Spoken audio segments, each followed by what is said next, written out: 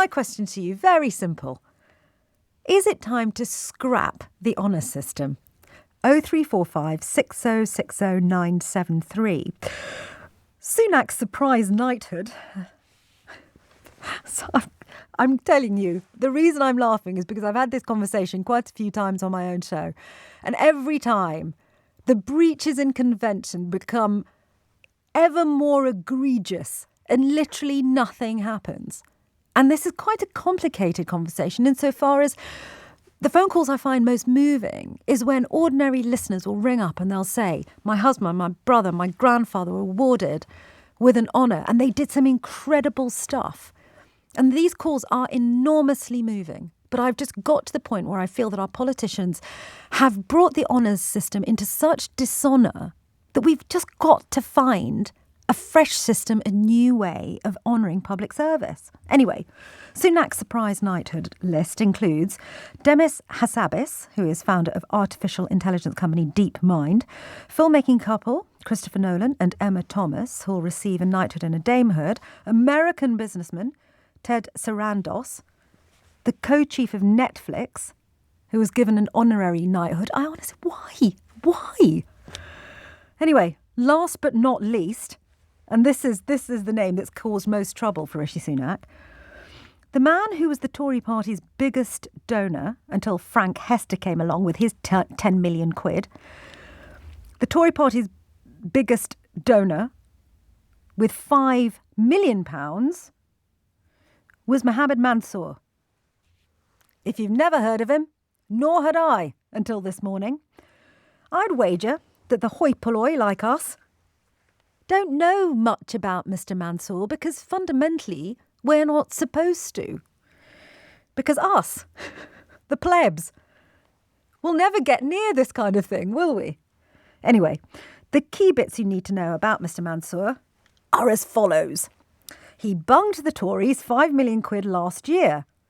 He was once a minister in the government of the Egyptian president Hosni Mubarak. What little I know of Mr Mubarak is that he wasn't a great fan of democracy, was he? Could be wrong. Pick up the phone and correct me.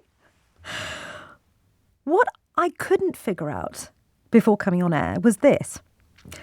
Did Mohamed Mansour bung the Tories £50 million in donations before or after HMRC launched an investigation into one of his subsidiary companies and found that that company owed us, the taxpayer, millions of pounds? I'm just going to put it out there. Labour have called Sunak's gongs list wrong, but as I say, Anneliese Dodds wouldn't rule out Labour doing something similar.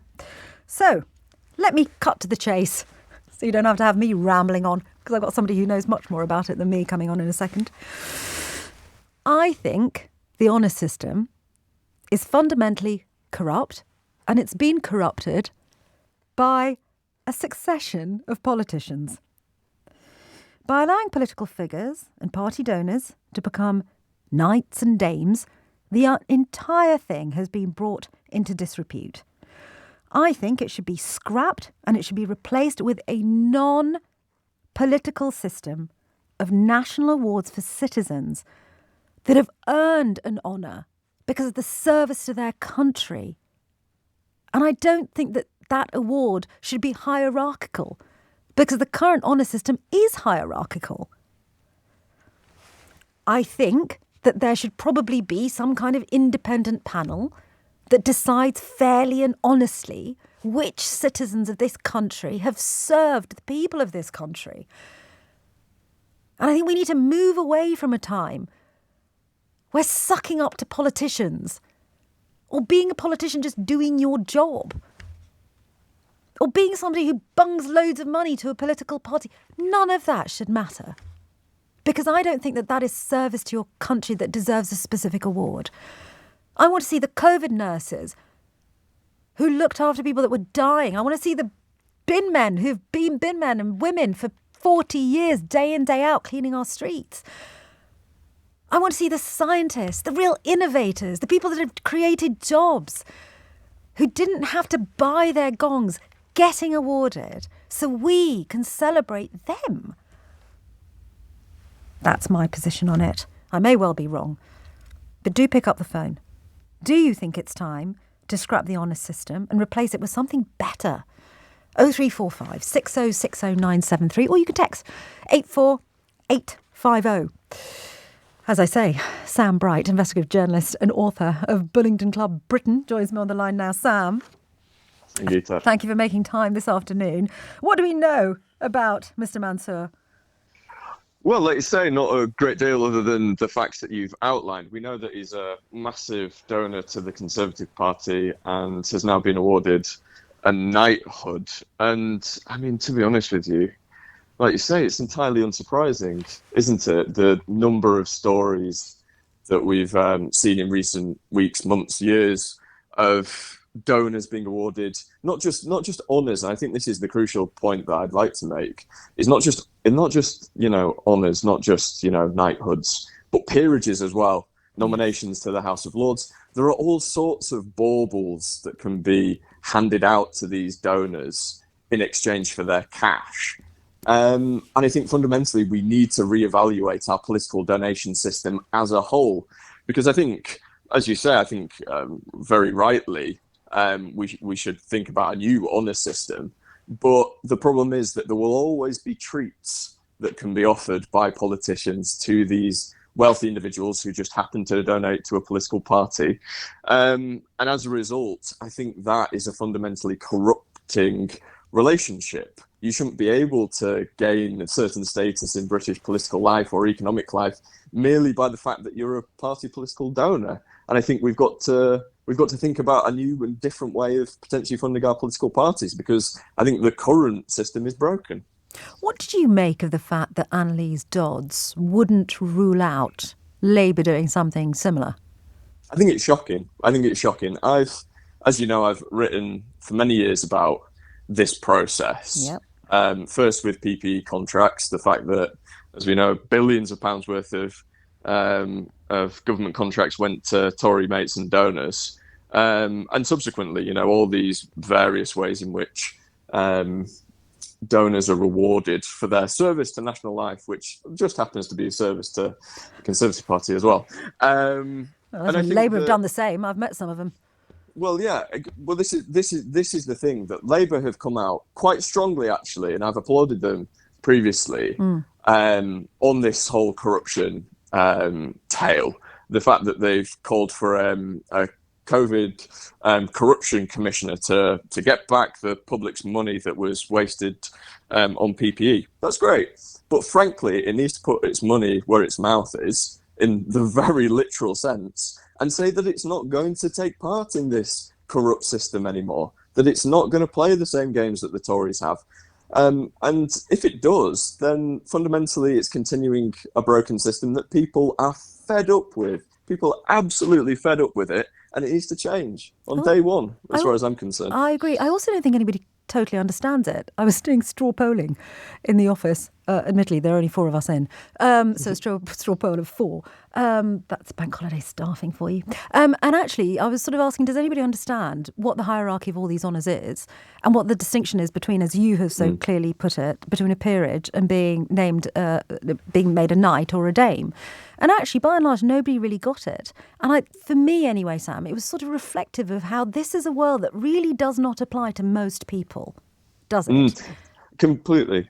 I think I would urge your listeners, if they're interested in finding out more, there was a great series of investigations by Open Democracy, actually, a few years ago, that outlined, as I like to call it, the Tory pyramid scheme, where essentially, in exchange for a certain amount of money, you get access to ministers, or you get, these certain rewards. And there's like you say, there's a hierarchy. So they've mapped it out. It's almost like a business model from the Conservatives. In order to raise a certain amount of money. If you pay more, you become a knight or a peer. And presumably becoming a peer is top dollar, is it? And exactly. An OB is, I don't know, a few thousand or something. Is that how it works? Exactly.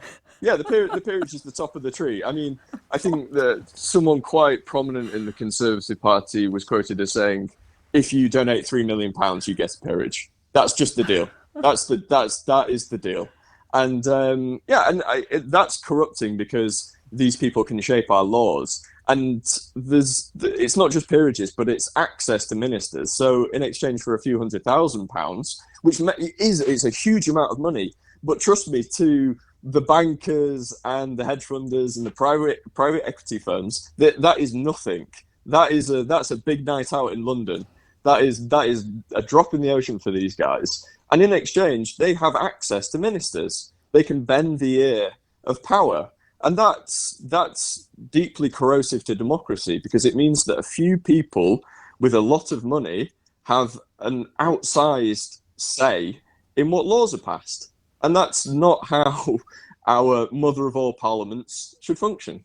It's interesting, actually. As you were speaking, Sam, you just reminded me that I was reading a story about Lord Geidt. Remember him, the ethics advisor to Boris Johnson, who has just been slapped over the wrists by the House of Lords for breaking House of Lords rules, because he, whilst being paid by a company, sat in on a meeting of defence ministers. So essentially he was being paid by an American satellite company, and he stood accused of using his position in the House of Lords to be present at meetings where decisions might be made about contracts. Now, I should say, in his defence, he has issued a statement saying that he received the mildest rebuke that the House of Lords could offer, and that he refutes doing anything wrong.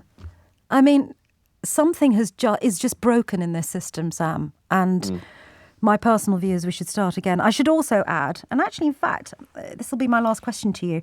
When I was reading about Mohamed Mansour, I was reading that he is also a philanthropist. So he's a multi-billionaire. He also gives money to loads of charities, but actually has also given this £5 million to the Conservative Party. Do you think there's a kind of middle way where the system could be salvaged, as long as, I suppose, for example, if one was to give money to a political party, then somehow you knock yourself out of the running for a damehood or a knighthood? Would that stop the corruption, do you think?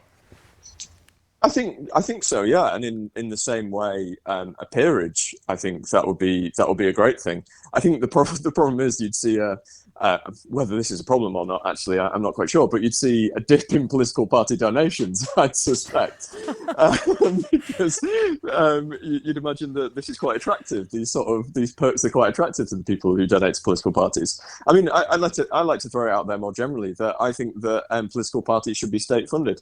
It's a very controversial view. I think it would cost about £100 million a year, which is not a trivial amount of money. But I think that the benefit that it could do to our democracy, to ensure that you don't have these external influences being able to bend the ear of power, would be massive. I think it would be the best £100 million that the country could ever spend. Sam Bright. I don't think it's controversial because I agree with you. Others might find it so, though. Sam Bright, investigative journalist and author of Bullingdon Club Britain. Thank you very much indeed for your time this afternoon.